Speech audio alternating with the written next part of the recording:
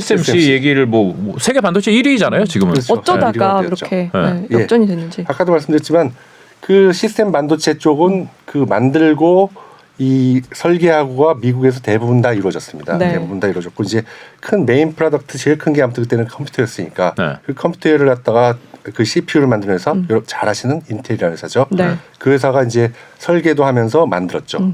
AMD도 마찬가지로 설계를 하면서 만들었고 네. 모토로라라는 회사도 설계를 하면서 만들었고 뭐 그런 다양한 회사들이 많이 있었죠. 물론 컴퓨터만 프로덕트가 있었던 것이 아니고 다른 프로덕트들도 있었으니까 네. 그런 생각을 해야 되는 어떤 시스템 반도체는 그때는 마찬가지로 IDM의 컨셉을 씁니다. 설계라는 회사가 그렇죠. 만들기까지 했죠. 그게 당연한 거였어요. 그 당시에는.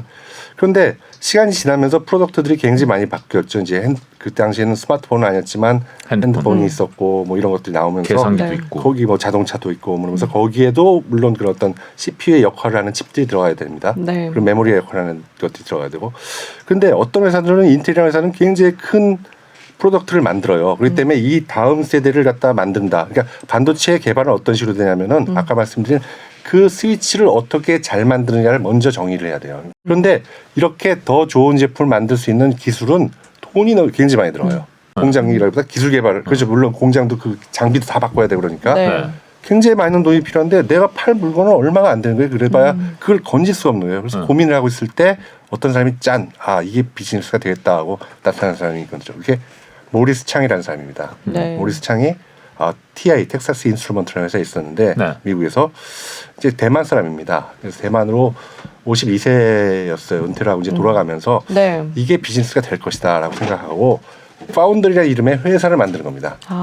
그게 대만에도. TSMC요. 그게 바로 TSMC예요. 아 그분이 텍사스 인스트루먼트에서 출신입니다. 있다가 글로 가서 그걸 만든 거군요. 그래서 한 4, 5년 있다가 대만에서 원래는 IIT라는 어떤 그 연구소 소장이었어요.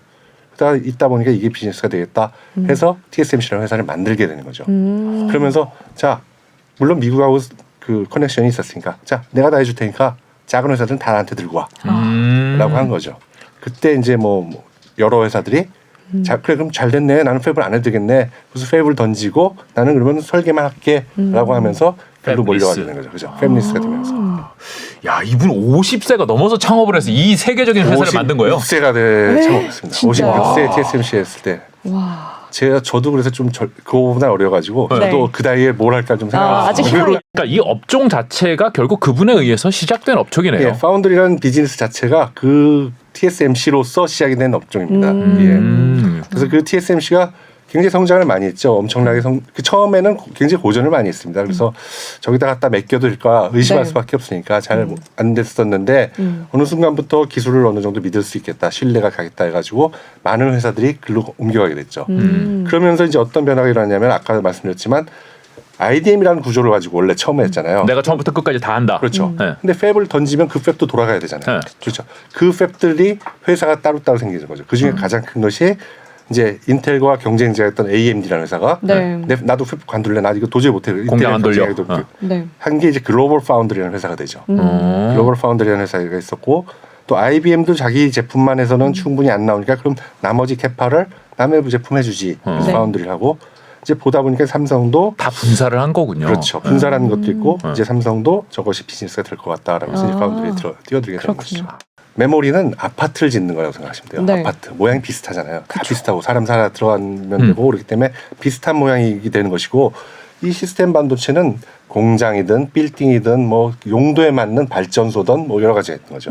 그러니까 굉장히 다양할 수밖에 없는 거죠. 그렇죠. 그래요. 예. 그러다 보니까 중요한 것은 설계라는 것이 굉장히 중요해집니다. 네. 아파트는 물론 아파트도 설계가 중요하죠. 어떤 아파트 편한 아파트도 있고 불편한 아파트도 있으니까 그렇지만 그거에 비하면 여기는 완전 건물 자체가 달려지기 때문에 설계가 굉장히 중요한 부분이 되는 거죠. 그래서 설계를 하는 회사가 따로 있을 정도입니다. 그래서 그런 회사를 저희가 뭐라고 부르냐면은 팹이 없다고 해서 팹리스라고 그러죠. 팹리스라는 것이고 네. 그것을 따로 만들어주는 회사는 파운드리라고 그러죠. 그렇지만 메모리는 아까도 말씀드렸듯이 비슷한 구조에 비슷하게 만들면 되기 때문에 이게 같이 만듭니다. 그래서 그렇다 인테그레이티드 디바이스 매니팩처러라서 IDM이라는 이름으로 부르죠. 그래서 저희가 우리나라가 잘하는 것은 이제 이 메모리 부분을 굉장히 잘하죠. 네. 왜 그랬냐면은 원래 이 처음에 반도체가 만들어졌을 때 이 시스템 반도체 쪽과 메모리 쪽은 이제 분리돼 가지고 산업이 나오고 회사가 나왔는데 아까도 말씀드렸지만 굉장히 프로덕트가 많아지다 보면 프로덕트에 가까운 시장이 있는 쪽에서 발전할 수밖에 없습니다. 네. 그러다 보니까 미국에서 굉장히 크게 발전했죠. 그렇군요. 그렇지만 메모리는 비슷하게 만들면 되겠는데 이렇게 만들면 시장에다 갖다 팔면 되겠는데 그래서 어느 나라가 먼저 했냐면 일본이 굉장히 치고 나왔죠. 네. 그래서 80년대 일본이 세계 10대 반도체 회사 중에서 6개, 7개를 일본 회사가 차지하게 됩니다. 네. 1위부터 3위까지 차지하고 그랬다가 그것이 이제 한국이 보면서도 네. 되겠는데 하고 들어와서 갖고 오게 되는 거죠. 그래서 한국으로 넘어오게 되죠.